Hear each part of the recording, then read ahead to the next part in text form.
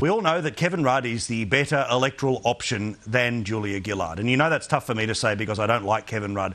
Personally, I don't like the way that he formally behaved as Prime Minister, and it's pretty obvious that he was the cancer that eventually brought down Julia Gillard. But Julia Gillard was doing herself in, her staff was doing her no favours, and her government basically was lurching from one crisis to a deeper crisis. The fact that the primary vote had fallen to 29 means that there will be a sugar hit when it comes to Kevin Rudd. 2, 4, 5 points, who knows? But definitely Labor feel like they are back in the game.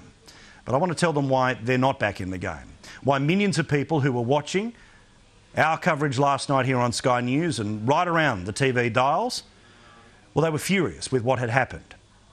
You see, it's not just because Kevin Rudd has come back. It's not just because Kevin Rudd in March said that he wouldn't come back under any circumstances, but funnily enough, he created the circumstances and then ran right through the middle and took back what he considers to be his job. And in and of itself, I hate the idea of Kevin Rudd thinking that the Prime Ministership of this country is his job, or the media referring to Julia Gillard as her job. It's not Kevin's job, it's not Julia's job, it's not Bob's job, it's not Robert's job, it's not John's job, it's not Paul's job. It's our job. It's a custodial job. Kevin Rudd gets to be Prime Minister for as long as we choose for him to be Prime Minister. At least that's what we thought before the initial fight of 2010. And the reason why Kevin Rudd might get a sugar hit based off his personality and foppy image and all the rest of it, but the reason why millions of people have marked down the Labor Party in the long run for what they have done is because of this bloke, Bill Shorten. He is emblematic of every single thing that is wrong with modern politics and that is broken about the Labor Party. Here he is on Friday of last week, apparently speaking from the heart, on 3AW to Neil Mitchell. Have a look. Bill Shorten, any question that Julia Gillard will be Prime Minister heading into the election? No. Will you review your support for her? No. Have you been asked to? No. Do you believe there will be a leadership ballot next week? No. Do you believe there will be a leadership ballot before the election? No. So he was tired of the question and he was bored, and why is the media asking me about this? And that's the bloke who was right there in the trenches with Julia Gillard.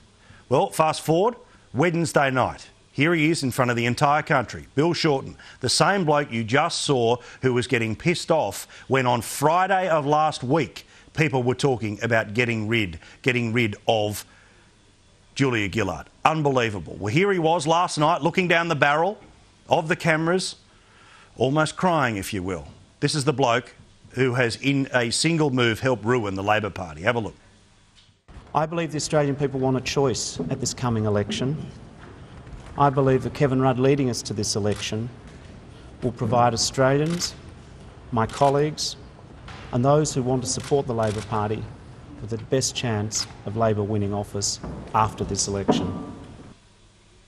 Now, I get it. Politicians can change their mind. And I know that the Canberra Press Gallery don't think that any of this stuff matters. It was dismissed last night when I spoke about it during our coverages. That's the way politics goes.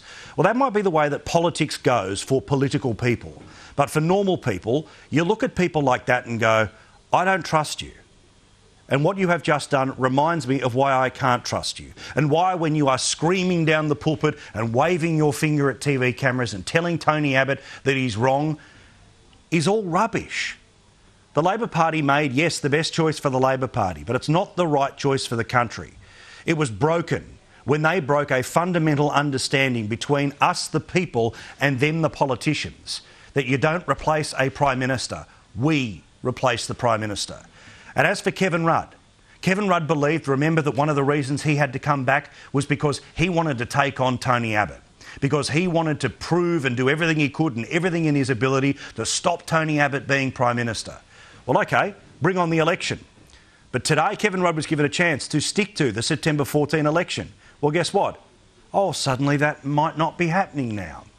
We might get an earlier election, we might get a late election, but we're probably not going to get one on September the 14th. You see, Kevin Rudd's back in the big chair, and Kevin doesn't want to give it up. Hopefully he has some people around him who remind him that the millions of people who pay his wage will think very darkly about the bloke from Queensland who's just here to help, if he tries to hold on 1 minute longer than September 14. But then again, he's being advised by people like Bill Shorten, real Labor men.